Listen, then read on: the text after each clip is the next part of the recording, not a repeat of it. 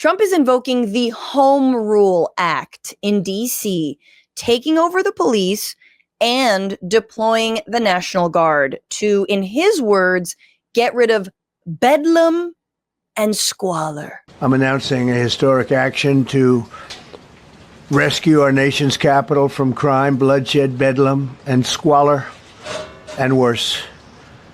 This is Liberation Day in D.C., and we're going to take our capital back. We're taking it back. Under the authorities vested in me as the President of the United States, I'm officially invoking Section 740 of the District of Columbia Home Rule Act. You know what that is? And placing the D.C. Metropolitan Police Department under direct federal control, and you'll be meeting the people that will be directly involved with that.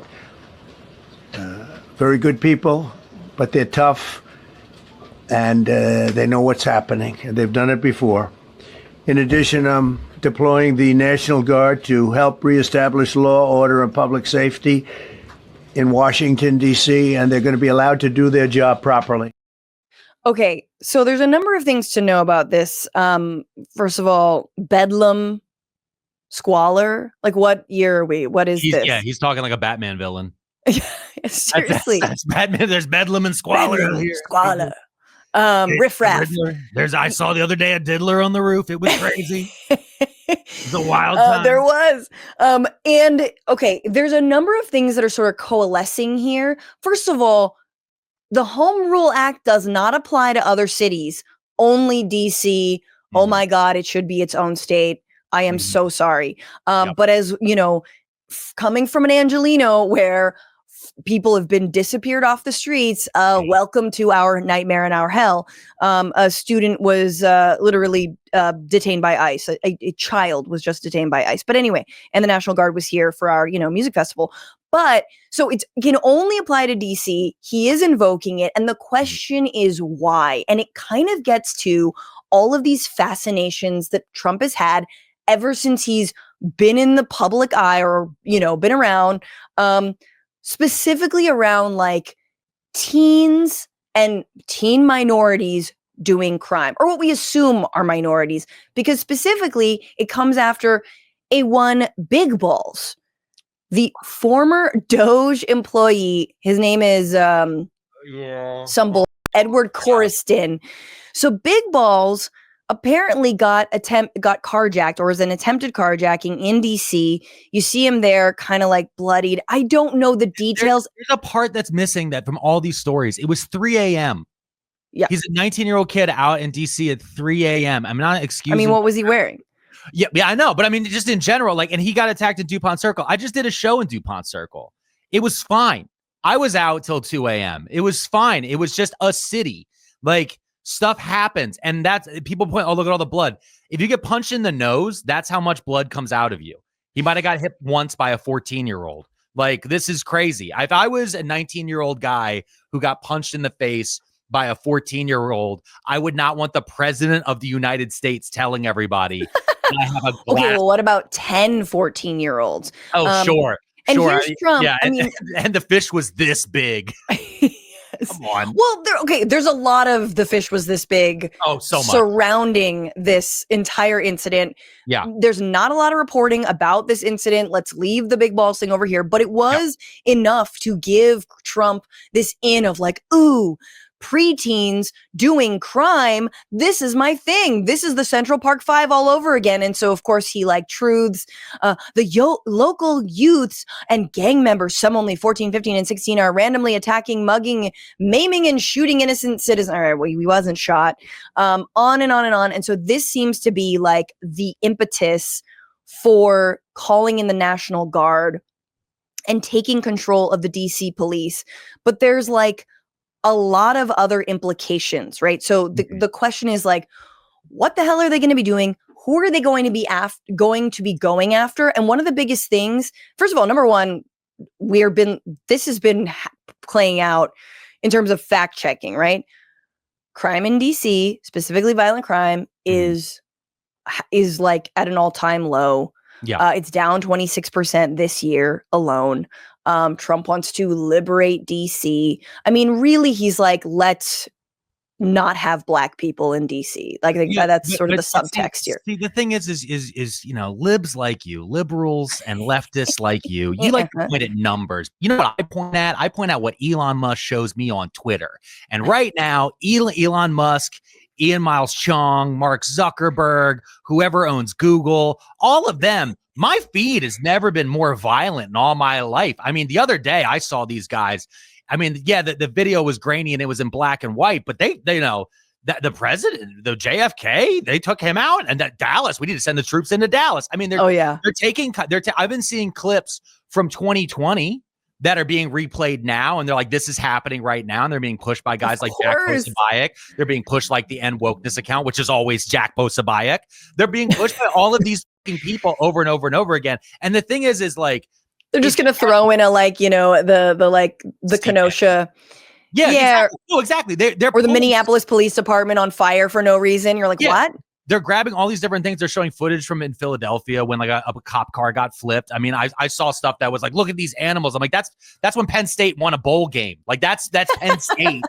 Like, I mean, like I'm from Philadelphia. When we're happy, we riot. That's what we do. When we get a trophy, when we win, go fucking Birds, number one. EAGLES. We can spell sometimes, but our mayor can't. But that's when we rip down all the light posts. Like the Philly fanatic really like haunts me to this day. I'm like, what isn't that thing? Like exactly. He's everything and nothing at the same time, and Gritty is his shadow. I know. Gritty. I'm like Gritty. Yeah, he ran so Gritty could walk or something like that. I don't want to get too far away from this, but the story of Gritty is when they unveiled Gritty, everybody hated him, and then the Pittsburgh Penguin was like, "That your mascot's lame," and we went, "You, that's our best friend." Like that's how I feel. That's also how I'm feeling though about city to city. Like I went to LA when I was 16. I wasn't a fan of it. I'm an East Coast guy. I got out there. I didn't like the sprawl. I didn't like the way it was set up. The people I met seemed kind of fake. But the second Donald Trump was like, and LA, we're going to send in the troops, I immediately put on I Love LA. I bought a Dodgers hat. Yeah. I just started. Well, that's a bridge too far, but yeah, I just went, I did everything. And I'm coming from San Francisco. I'm living in LA. I don't even like LA that much, but now I do. I mean, you're absolutely right. But it's that same thing is going to happen. I mean, I don't like the Yankees or the Mets, but if he goes after Zoran, then I'm going to be right there screaming along. I'll put on a Mets. I'm a Phillies fan. I'll put on a Mets hat. I don't care. We need to have solidarity between our cities.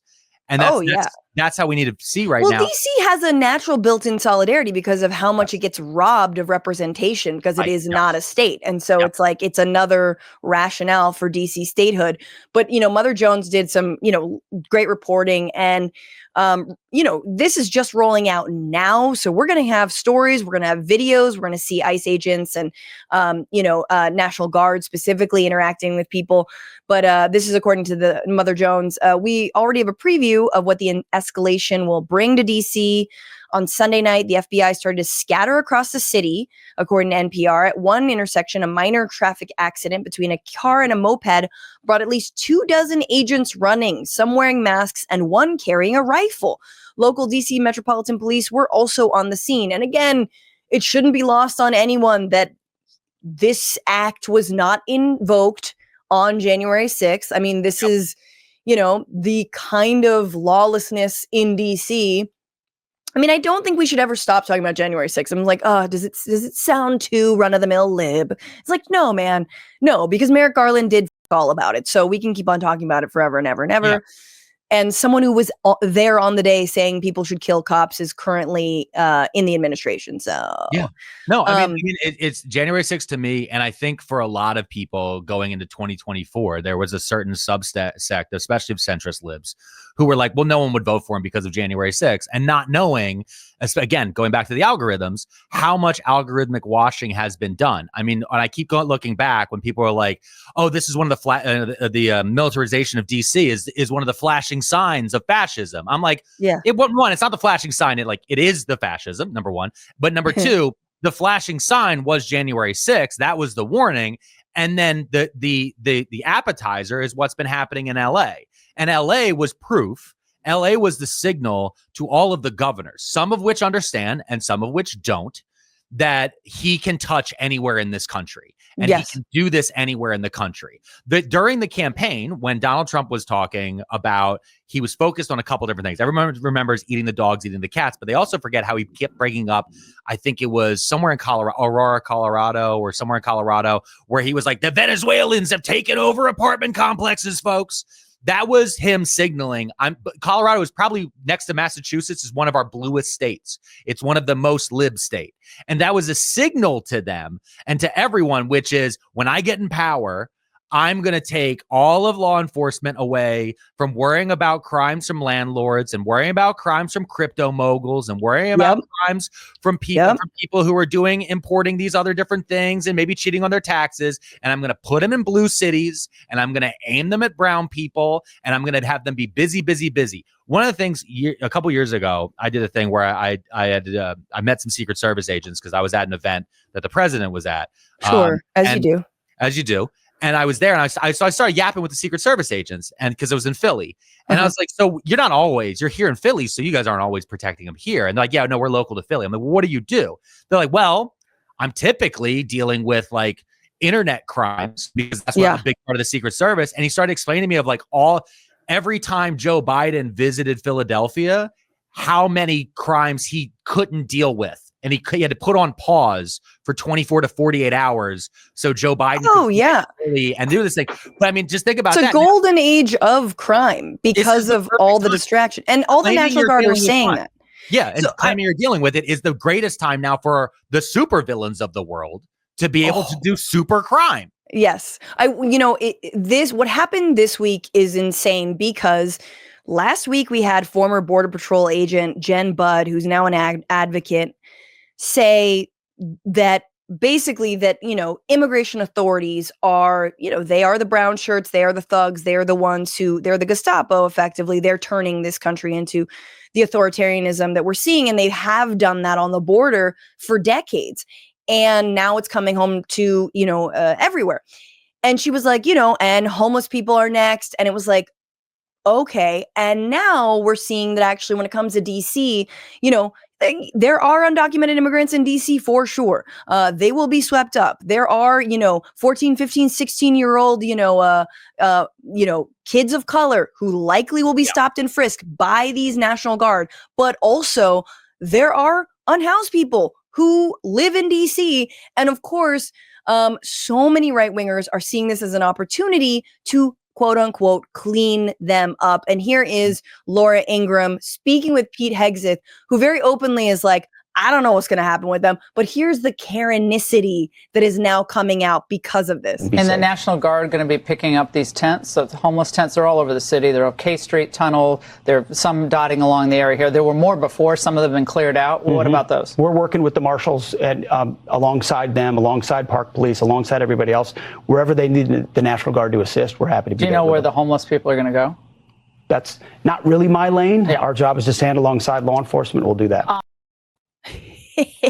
No, your lane is the DOD's lane is not to be operating inside the United States as a military force and as a police force. That's the lane. Yep. That's the reason why he doesn't have an answer to that, because posse comitatus states that our standing army isn't supposed to be with. I heard, of all the people who said, Trixie Mattel, one of my favorite drag queens, Trixie Mattel said, we are a conquering nation that is conquering ourselves. And that's what we're seeing right now. Yeah. And I actually have been trying to work on a video and trying to explain about how this is Wag the Dog. You remember that movie? Remember the movie? Dog? A lot of people forget about it because it was a kind of forgettable 1997 movie with Robert De Niro and it's like, what if CG? And you're like, wow. Yeah. What if they take the war to distract from a sex scandal? Well, what if we don't? And that was supposed to be a foreign war. They did it in some place that was like Kosovo or Serbia or one of those type of feelings for it. And we went through this with Iraq and all the other different things. The idea is the tail wags the dog. That's what the statement is. And the thing is, we keep barely touching on this the entire time through this whole conversation, which is, yes, Donald Trump is obsessed with these 14 and 15-year-old kids. And now I have a chart with about his connections to the Jeffrey Epstein trial. And when there's but I mean, like, that's like nobody's fucking noticing that. It's driving me insane. This is part of what's been really driving me nuts. And tying this back a little bit to the conversation about Marin and the podcast bros. I want my fucking crazies back. The Democratic Party, the libs, the leftists, we used to have a pack of fucking lunatics who would show up and they'd be like, nah, no fluoride, man. Nah, they did this stuff with the planes. What's that in the sky? And we'd be like, listen, come on, bud. We shall be vegan. Okay, great. RFK showed up like the broken-throated Pied Piper, and he sang a tune, and all of our crazies are gone. And they were the ones who would right now. Well, they've been swallowed by. They're in power. Yeah, but they've been absorbed. And I want them back because they were the ones who were constantly always screaming at everybody that we couldn't do this shit because we'd end up in this exact moment. And a lot of them have been absorbed, but a bunch of them now are just disassociating. But they realize that too. That's why like Bongino's like, oh God, like, I mean, they're the car that, the dog that caught up with the car, not the car that caught up with the dog. I don't know. I think Bongino's worried that when this is over, he won't be able to get brand deals again. That's what this really comes down to. That's exactly right. Which is so funny that you're like, what happened to my brand deals where I openly say, it's like, I mean, the Epstein stuff is real, but he was like, when where I blame Islam for everything. Yeah. But yeah, he needs to get back to his Black Rifle Coffee Company deals. I mean, that's where he's trying. I mean, remember he took an extra month to join the administration because he had to finish up ad reads. He's like, I have contractual ad reads before I can become the deputy director of the FBI. Like, we live in a parody. What's going on, Frantifa? If you haven't already, subscribe to this channel right now. Hit that button. And also, you can become a patron and support the show every single week. Get access to bonus episodes and exclusive merchandise. Patreon.com/Bitchuation Room. Do it.